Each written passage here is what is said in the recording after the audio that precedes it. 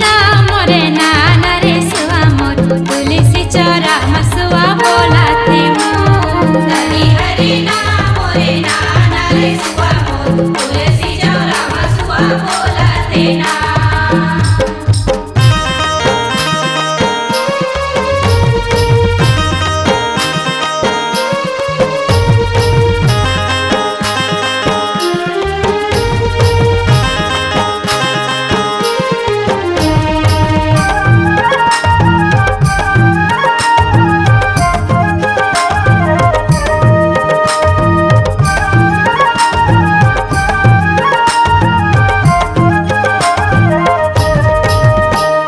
सुघर देवारी मंगना लिपाके घर के दुआरी माँ चौक पुराके।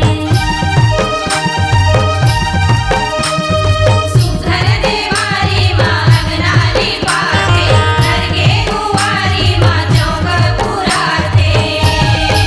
चुपा माँ धर के आमे चाउर दीदी सुआ ना जखन तुहरी अंगना माँ। सुपा माँ धर के आवे जाऊं दीदी सुआ ना जगन तुहर अंगना माँ। हरि हरि ना मोरे नाना रे सुआ मोर तुलसी चौरा मसुआ बोलाते मोर। हरि हरि ना मोरे नाना रे सुआ मोर तुलसी चौरा मसुआ बोलाते ना।